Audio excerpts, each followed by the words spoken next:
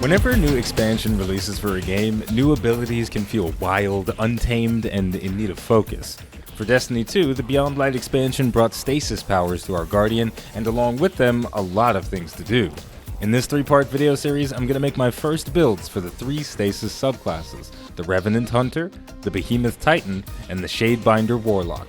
In this process, we're going to learn a lot about how Stasis works, its strengths, its weaknesses, and some fun interactions that will help you come up with your own builds too. With all of that said, let's get started. Hunters have always been known for 3 things: agility, precision, and style. Their newest subclass branch, the Revenant, is the perfect embodiment of all those things. For today's builds, we're going to look to improve all those characteristics, but before we do, we have to break down our abilities. Stasis subclass branches are a bit different from the traditional light-based subclass branches, but that's only because they have a bit more customization. The Revenant has 2 base abilities, a melee ability and a super.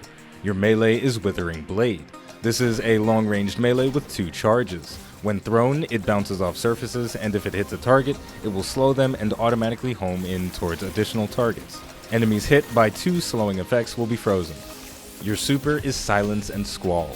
Similar to Blade Barrage, you vault into the air and throw out 2 attacks. The first freezes enemies in a large area on impact, and the second creates a stasis storm that slowly tracks enemies and damages, slows, and freezes those caught in its radius. The projectiles thrown by Silence and Squall also deal damage to the targets they hit. Now, 2 abilities does not a subclass make, but that's where aspects come in. These are additional passive or active abilities that you can slot into your subclass branch. First, we have Shatter Dive. It allows you to slot 2 fragments, which we'll talk about in a little bit. You can activate Shatter Dive while mid-air to quickly descend and damage nearby enemies and shatter stasis crystals or frozen enemies. Winter Shroud is the other aspect, and it has no additional fragment slots. Dodging now emits a pulse that slows enemies it hits. Now this is where the fun begins. We have our 2 base abilities, the melee and super, and 2 additional abilities from our aspects, Shatter Dive and Winter Shroud. Now we can select from a pool of 6 fragments to tailor our setup towards a specific playstyle. We've got 2 fragment slots available, and I'll be using Whisper of Refraction and Whisper of Shards.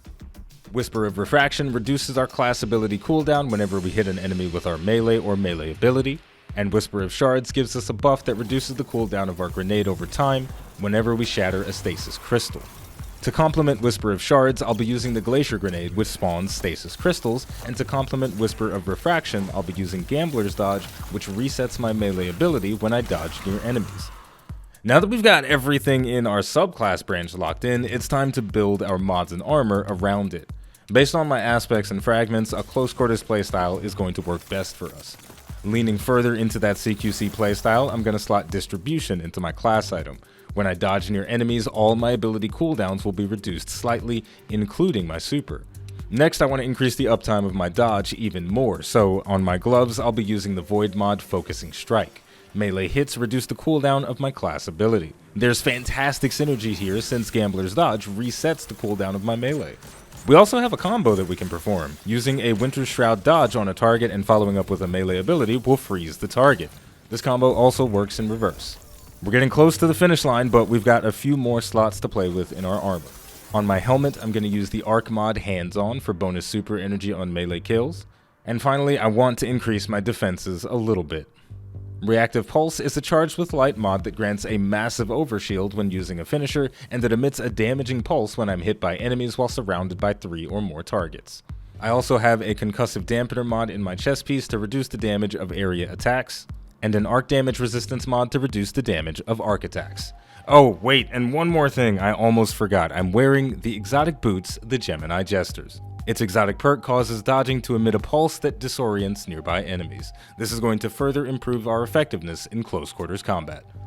Now, if you're feeling overwhelmed by all the information that I just dumped on your lap, then don't worry, I'm overwhelmed too. But we're going to head out into the field and talk more about the nuances of this build, its strengths, weaknesses, and everything in between.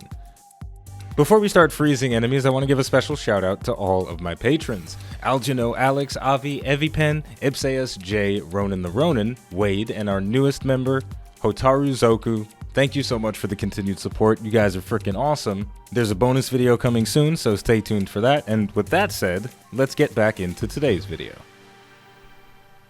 All right, folks, we are here in the field, and we're going to start things off by running through a Europa lost sector to talk about the different mechanics that are involved in the build and what we're going to do to capitalize on the strengths of the build. And as we go into some higher difficulty content, we'll see the shortcomings of our playstyle as well as the struggles that we're going to run into. So here we go. The first thing that I want to show off is the effectiveness of the Gemini Jesters against low-tier enemies. They can't fight back once you hit them with the effect, and it is very nice to be able to crowd control minor enemies and even some larger enemies like this Hydra over here. If we hit it with the Gemini Jesters, it's not going to be able to fight back for just a few moments, and that will give us an advantage over it. Now, of course, it's going to teleport away, but you can see that our class ability is very spammable, and it does make dealing with larger targets like the Hydra a lot simpler. And then because we have all of these things in our kit that are helping us get our class ability back faster, we can pretty much spam the crowd control, provided we can get into range. And then if I've got something like a sword equipped while the enemy is crowd controlled, then I can take them out before they have a chance to fight back. Even very challenging enemies like the Wyverns over here are susceptible to the crowd control from the Gemini Jesters, and that almost trivializes an enemy that normally can be a pain in the ass. And then we saw the reactive pulse proccing there as I got close enough to the enemies for the effect to trigger. Now finally we have the boss of the Lost Sector, and this is going to be the first enemy we come in contact with that is not affected by the Gemini Jesters, but it is still affected by the Winter Shroud ability, so we can combo our freeze, but we're going to get hit with a stomp, and he's not going to be immobilized by the freezing effect, but he will take the shatter damage once the ice kind of thaws out. So there is some nice stuff we can do with that, but it is very dangerous to walk close to a boss level enemy, especially at higher difficulties when their stomp will pretty much one-shot you. Okay, so that's kind of the general idea of what we're going for. I want to use my dodge as much as possible to trigger the Gemini Jesters and Winter Shroud and Gambler's Dodge's effect and distribution. We've got a lot of stuff packed into our dodge, but when we step into a higher difficulty environment, you're going to see that I am going to struggle to stay alive a little bit more because enemies are going to hit harder, they're going to be more aggressive and a lot more dangerous. The opening section to the Empire Hunt for the Warrior is actually very bad for a CQC setup because there's very little cover and it's just a big wide open space, and there's a champion in the way as well.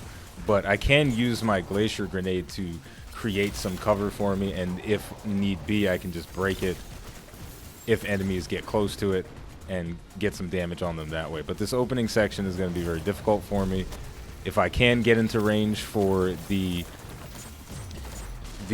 Gambler's Dodge and the Gemini Jester, I will take advantage of that, but there are going to be instances where it's not really possible for me to safely close the gap. But we'll see what we can do.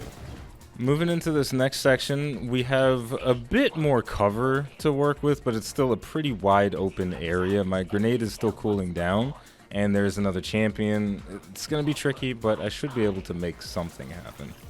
I'm going to throw both of my knives in and then use my jesters. Oh, looks like the champion really wants to fight, so let's give him a fight. But now that the champion's been eliminated, the enemies that are remaining are a lot easier for me to take down. I might even be able to push up on these guys and hit them with the crowd control and then finish them off with the knife. That was a bit dangerous because you saw my health went critical, but that worked out. The Shatter Dive doesn't help you close gaps incredibly well, but you can use it to speed up your descent a little bit, and there could be an advantage to doing that. I'm not entirely sure how I feel about using Shatter Dive as a movement ability. I primarily use it to shatter the stasis crystals.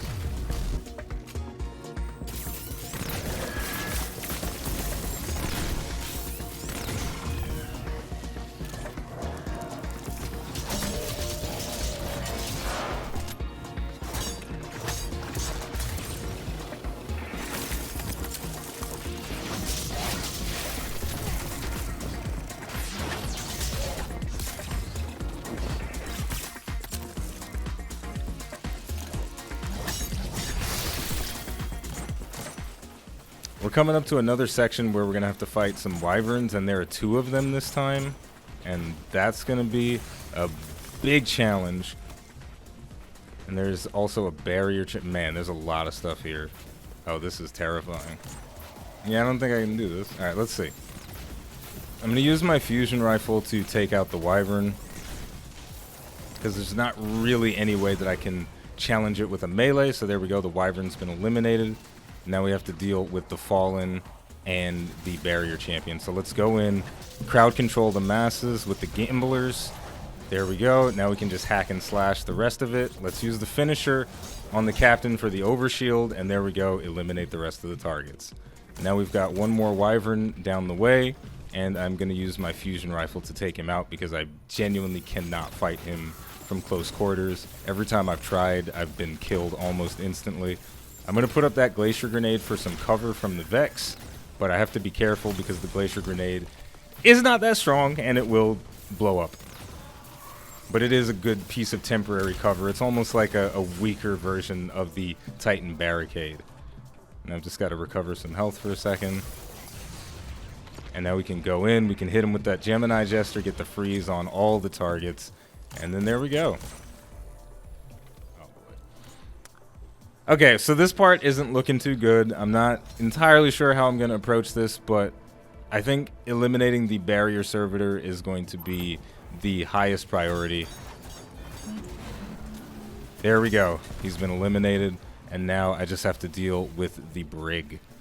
He shouldn't be too difficult. I can hit him with my super and continuously freeze him and all of the nearby enemies.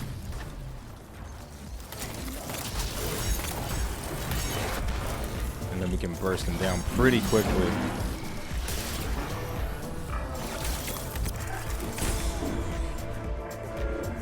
Okay, I guess you can still slam me while you're frozen.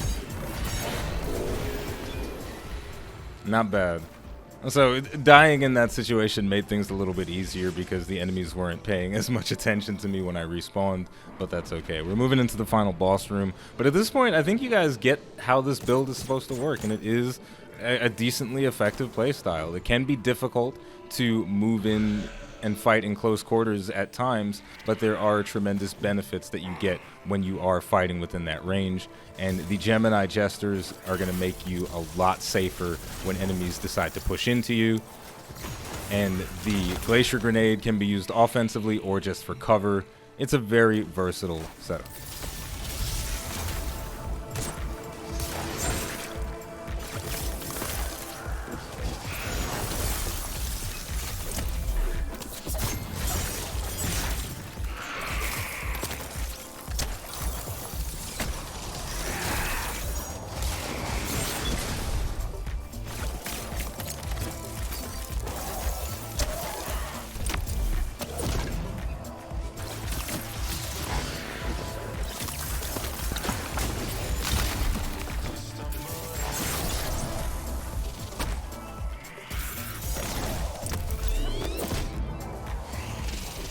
And there we go. That's going to do it for my first Stasis build. This was a very exciting process, and I'm looking forward to showing you guys the first build that I came up with for the Behemoth and for the Shade Binder.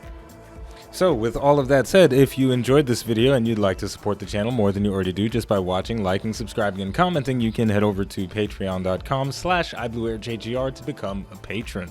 Patrons gain access to bonus videos where I talk about the creative process for making these videos, and there's a bonus video for today's video coming out tomorrow.